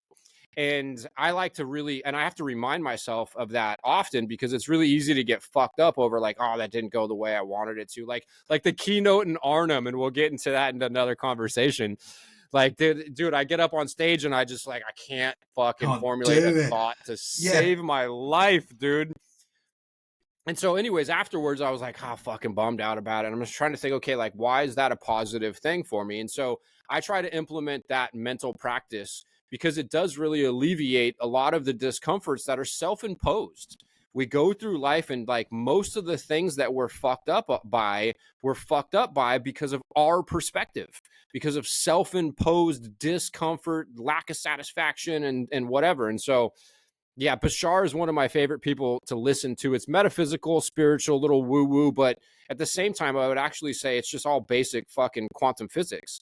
Like, everything in this world, every thought, every physical thing, it all has a vibrational frequency to it. And if you can, and one of the things that he says, well, two things is the law of attraction is simply your vibrational frequency will be mirrored to you in the world around you. You get what you give. Like, it's real simple. You're going to get back what you put out, however you want to, like, think about it. Vibes, man. You get into a room and you're like, hey, that guy had bad vibes. Well, Nikola Tesla says, you want to understand the secrets of the universe, think in terms of energy, vibration, and frequency. So I like to think about life that way. And then another thing that Bashar says that I think about often is true abundance is simply your ability to do what you need to do when you need to do it. If you have the ability to do what you need to do when you need to do it, you'll have everything that you'll ever need. And so that's like something that I have to tell myself at times, especially like at a point in my life where I got to move, I got to do stuff. It's like, how much Bitcoin do I want to spend? What if I didn't have any Bitcoin?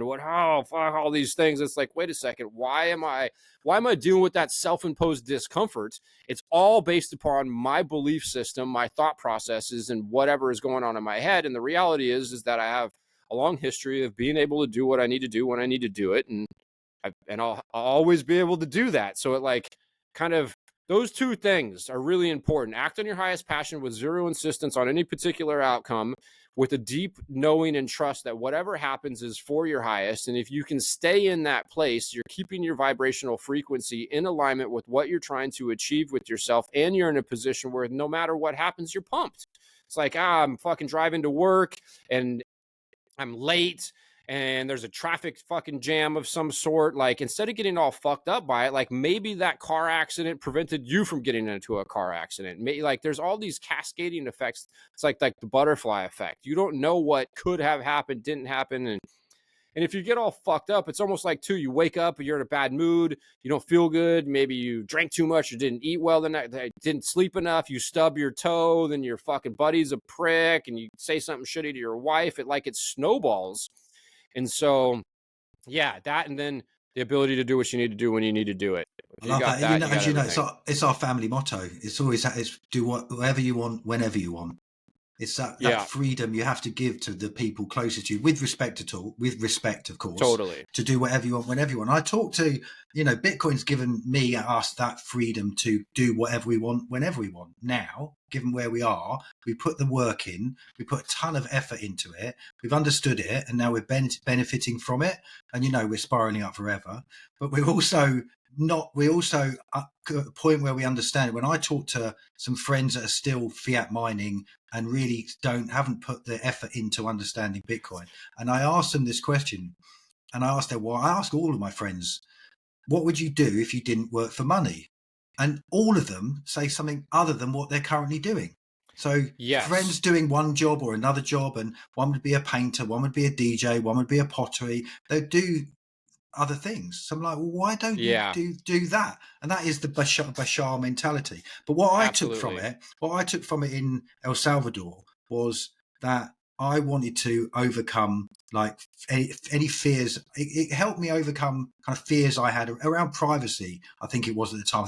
I don't know if I want to be known or not. You and I talked about that for fucking like 6 months. Yeah. Yes. It's so insane though, because there's still a lot of, and I respect them completely, there's a lot of high, very, very serious privacy individuals within Bitcoin. Yeah. There's also Bitcoins that aren't private at all.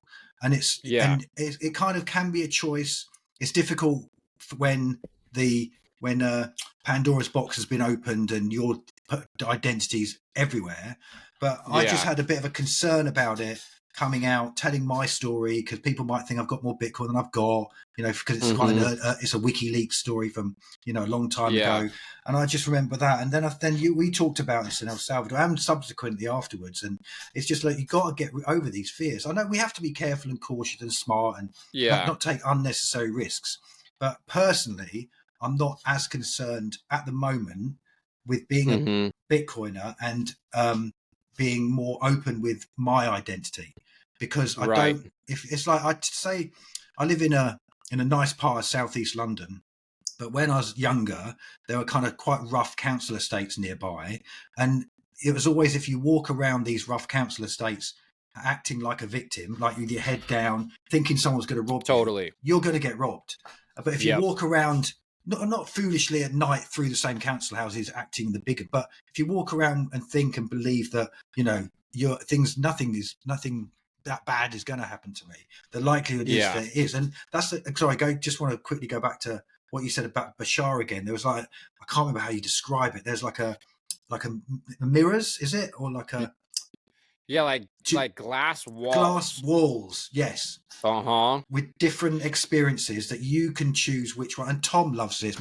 Tom, our German friend Tom, he loves this kind of metaphor. He's actually writing a book, Bitcoin adjacent, about metaphysics, about manifestation. My daughter hates the word manifestation, so we can't use it. We can't say that word, but we can create the world that we want for ourselves and for people around us. And learning about Bitcoin and listening and talking and meeting people like you has like really taken a lot of any kind of paranoia or weights or anxiety I might have had around being a Bitcoiner. I'm very, very open about it. And I think that is going to breed more good than bad, to bring more good than bad to me personally. But totally agree. Can you? I don't know if you want to explain the mirrors. I haven't talked about this in a while, and it's kind of, I'll do the best that I can. But so Bashar So the idea is that we're all quite literally creating our own reality, and what we're creating in our external world is a direct result of the vibrational frequency that we're exuding.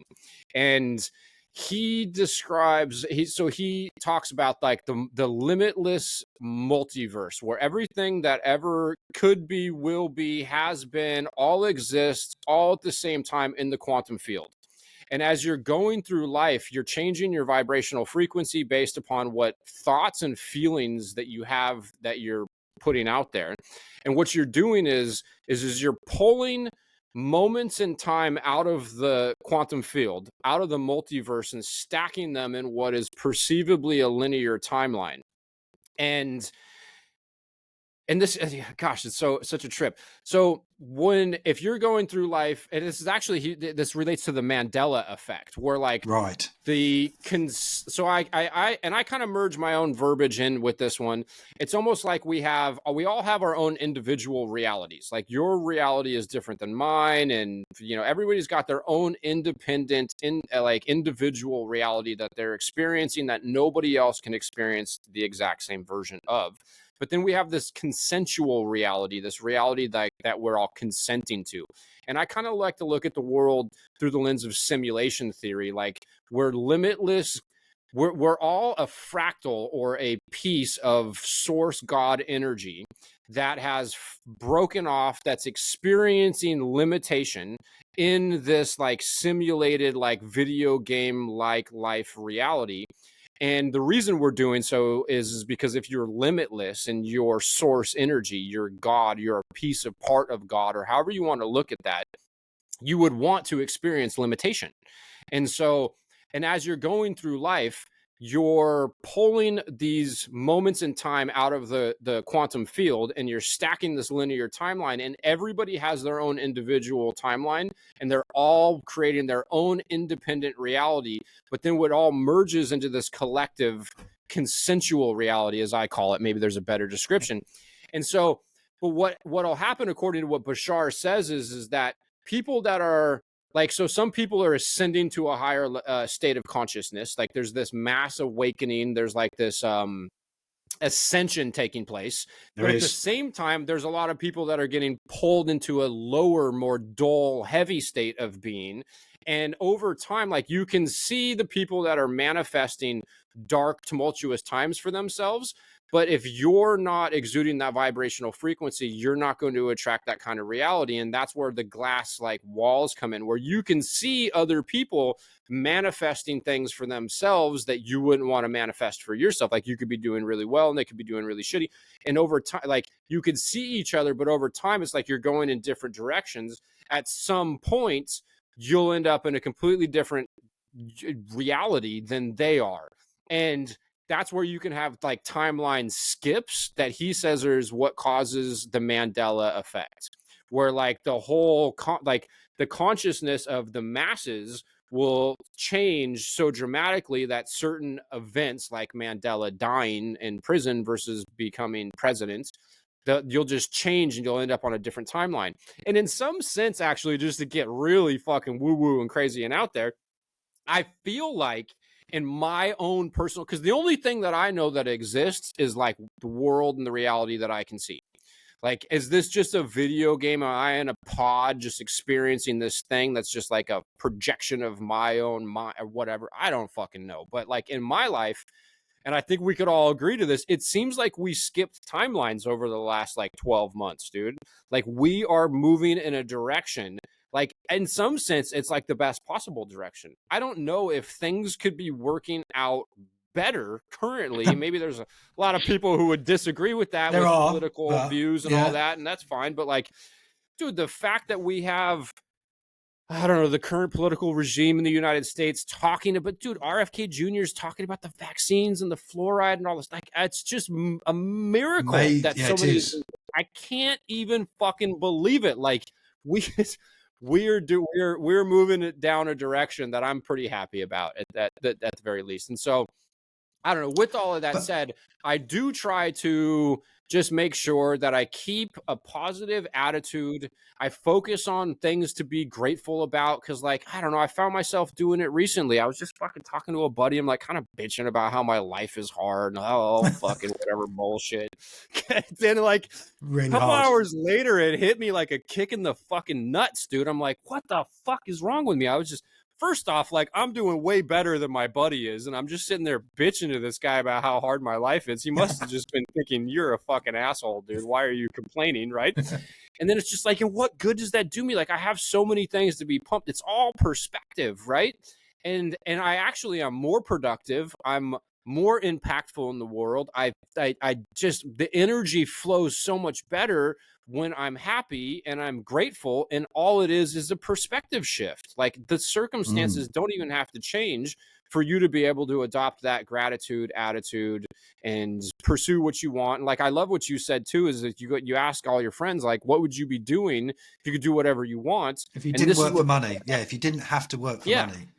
And that's also like abundance can come in a lot of forms. Like we're conditioned to think that it's through earning money, but like the universe can support us in so many different ways. And so there's this element of like taking that proverbial leap of faith, going after what you're passionate about, having that trust and hope and faith. And there's something that's like so religious and ideological and spiritual about Bitcoin because, and it's almost like it doesn't even matter if you have Bitcoin or not, it's the existence of it that like helps support that. Like at any point, anybody could get in and to the network. You could lose all your Bitcoin. You could go to the marketplace. You could provide value doing something you're passionate about, and you could put that surplus into Bitcoin. Then it's a thermodynamically sound asset. There's no ownership cost, no leakage. Like that just changes absolutely everything. It really does. It's But in the Bitcoin space, this is why I love being in it and being out in it. All the people the Bitcoiners, things are getting better for them. If you look at the quality of some of the content, for example, and the quantity as well, and the quality, it's getting better and better and better. I'll give you an example. This is one you'll like because we both watch a lot of Simply Bitcoin. We both know Nico. We met Optin. We were with Optin. Where was it, in El Salvador? But the Simply Bitcoin team. If you look at the first few podcasts they did, it was kind of rough and ready, and it was what it was. And they're getting better and better and better. Then I think it was. I saw on Twitter a day or two ago, maybe a week ago. No, actually, it was a couple of weeks ago. Nico interviewed Cynthia Lummis, and he was fucking amazing. That he brought the pace of his speech down. He asked super good questions. He paced the conversation really well. He brought, I can't remember the other guy, the guy. Dear, I can't remember. Anyway, there was another guy who gets you Americans. Was it Dennis Porter? Dennis Porter, yeah. He brought Dennis Porter in at the right. He gets some stick about he claims that he's helping with Bitcoin and government growth and whatever it is. I don't really know the Dennis Porter story. Some people like him, some people don't. He seems to be at war with David Bailey. But what I saw Nico doing was a completely different. He had shoes on, he had his hair cut down, and I was going, mate. I tweeted him, go, that was superb, highly professional, and that was like a growth path, a journey I've seen that one particular Bitcoiner on, and then more like he's done I think he's done an interview with Max Kaiser, I think, in El Salvador, with the volcano behind and the production.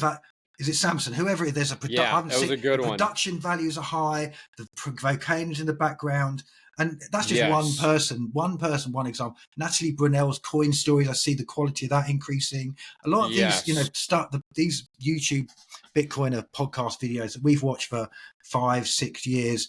Everything's getting better. The events are getting better. I think they might be consolidating, better quality, less shitcoiners there. They're more Bitcoin only. The people, I just see everything getting better.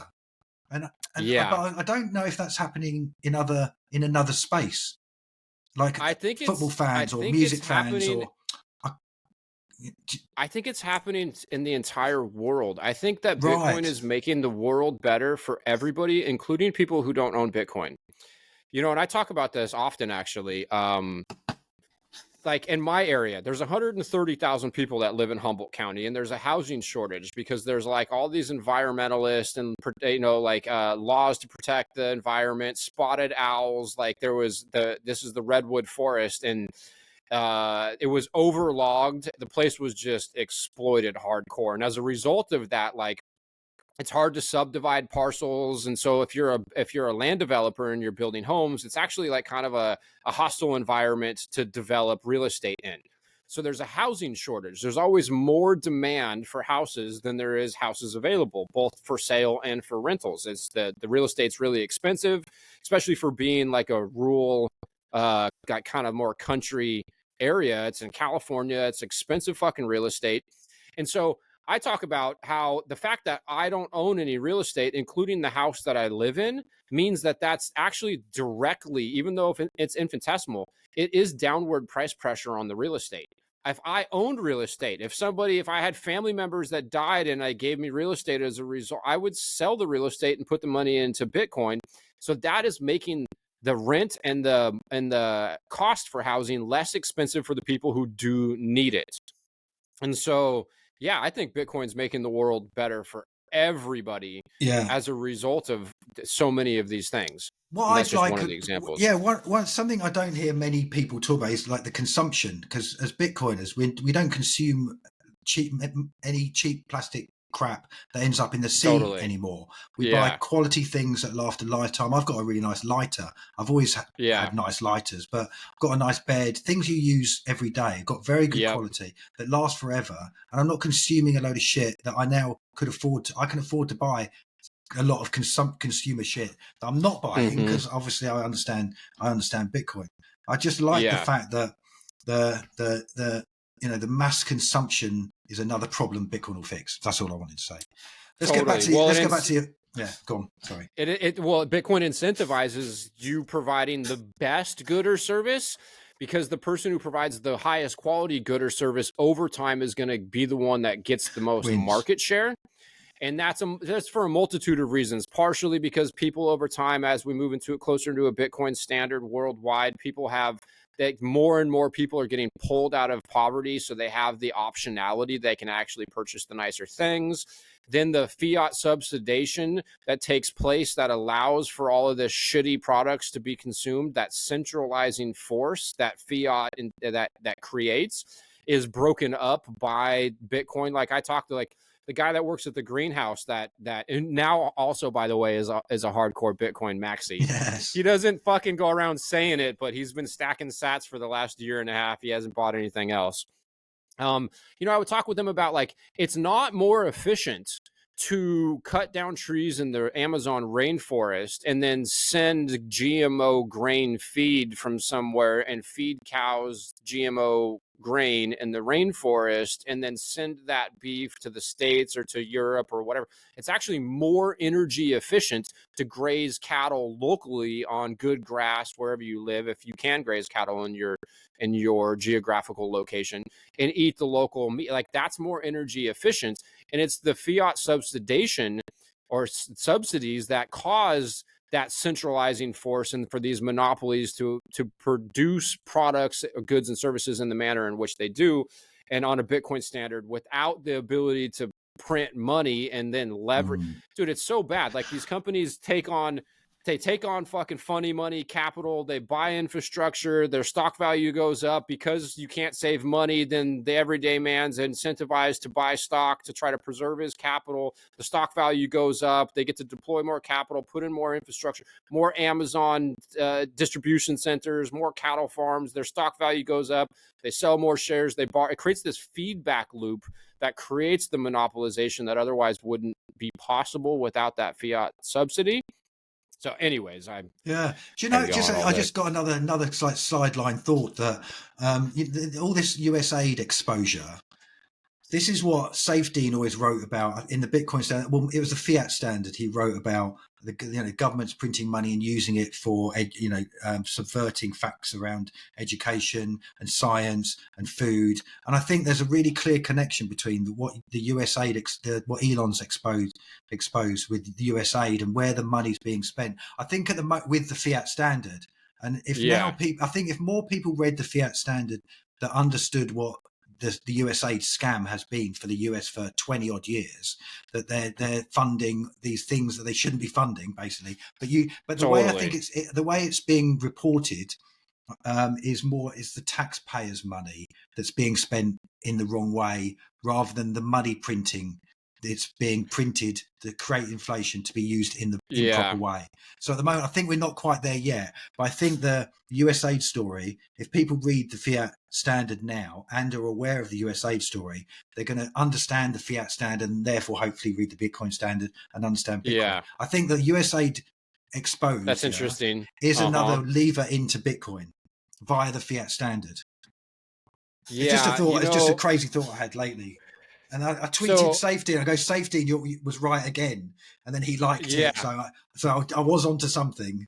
Yes. I think two things. Well, I think I don't have a problem. Well, and it's, gosh, it's almost like we're all LARPing. It's fucking with paying taxes, like I loved on Tom Bilyeu's podcast many years ago when Breedlove did his first appearance on the Impact Theory. And dude, the look on Tom's face when Breedlove's like, look, if they could just print money, why do we have to pay taxes? Tom's like, oh, fuck. Like, so if people thinking that they're tax dollars and being unaware of the money creation element to it, I don't think that that's a problem, because there's almost more of a like, that's my money that they're sending for fucking transgender studies in Bangladesh or whatever fucking dumb shit they're doing. Yeah, Sesame Street programs in Iraq. But the thing that I really think that is so real is we have a history of politicians treating governments like a fucking rental car, dude. They get in there and they beat the fuck out of it, dude. They get everything they can for them and theirs, and they just pass that fucking smoking piece of shit on to the next guy, dude. And it's like, yeah, it's a very extractive, like the Jimmy song, the rent seeking. I listened to a Breedlove Jimmy Song podcast a year or two ago. They're talking about rent seeking for a while there. It's just like, yeah, it's absolutely terrible. And what's really interesting to see is all the people, that are going nuts over like the idea of cutting all this spending and shit, dude. It really kind of, it's interesting. Yeah. This, like you said, we're in a new universe. We could never imagine this would possibly happen a year ago. It is interesting. But again, we are LARPing a bit, and all this political bollocks is just bollocks. In the UK, it's a lot, everything's a lot worse. But we just have to ride it out. But just like, let's go back to kind of these events. I wanted to, I can't remember what I was going to say now. There was we were in, we did London, Amsterdam, Arnhem, Oslo. I forgot my train of thought. No, you have to bring me back round. I can't remember. That's all good. But say. How about you want to wrap this one up? We've been fucking 2 hours. I got to go do dad shit here in a few minutes. So let's talk a little bit about what we want to do with this. So we're just filming this kind of, let's call it a pilot, and we want to do like let's record 3 episodes, maybe up to 2 hours, but it can be edited down to 1. One of the ideas I had was what would be nice to do if we spoke more about just our lifestyles on a Bitcoin standard. I want to touch a little bit more on health. That's what I was, sorry, it's come back to me now. I remember in Oslo, you were drinking shit ton of coffee and you're getting so wide on coffee, and you subsequently given up coffee. That's what I was trying to remember a minute and a half ago. You've given up coffee. So I'd like to explore that a bit further in other episodes, like how we're approaching health. You don't drink alcohol. We both eat a lot of grass-fed steak. I've been drinking. I've given up smoking cigarettes this year. Yeah. I've quite like pipes now. It's good pipe tobacco. I think nicotine's healthy. So I'd like to talk about that a little bit more. I'd also like to allow people to comment and ask questions to us. This is an idea within an episode. So if we can look at people's comments, and I think people who do these podcasts, they don't read the comments. But let's assume we get positive comments and people ask us questions. What I'd like to do is, because we know most of the world expert Bitcoins in different areas, someone asked a question about custody, we can ask Jameson Song to join us, or Jameson Locke to join us, or if it's a more technical route, we can ask Giacomo Zucco to come on. So I want to be able to bring on someone we know who's an expert in a specific area of Bitcoin that would be able to answer a viewer, let's call it a question that they leave in the comments. It's just an idea. I just want to bounce around some thoughts with you. So more of our lifestyles and our lives living in Bitcoin. And the more often we do this, let's say if we do this weekly or bi-weekly for a year, there's going to be that progression again. And there's going to be like a story and a journey that we're going to go on together over the next year. Because we've had a year hanging out together, but not on video. We thought about this in Oslo. I let you down in Oslo because we're going to start this kind of 6, 8, 9 months ago. But now I think we're ready to do it. So Stacks Chats with David. It's been a good couple of hours. We'll record a few more episodes, invite some guests on, and see where it goes without any sponsors ever, and without any clear direction. We can just let's do this. And let's see where it goes. I'm with you, dude. There's so many times where I have conversations with people, others, where it's like I get off the phone, I'm like, if that would have been a banging fucking podcast, I should have recorded that. So we had those moments when I visited you in Humboldt. We were in your kitchen. I'm at the table. We're talking, and we talked for 2 hours. We should have recorded that. That was banging. Totally. Yes. Good. So okay. Better late than never, dude. Exactly. The best time to buy Bitcoin was yesterday. The second best time to buy it is today. You know what I mean? So exactly. And this is the right time. Yes, it is, for sure. Everything happens exactly the way that it's supposed to. At least if you believe that, then you go through life with less anguish, less suffering, dude. So good. All right, I'll let you go. Take care. I'll speak to you next week. Yep. Sounds good, man. Peace out. Brother. Take care. I'm going to press leave. All right. Sounds good.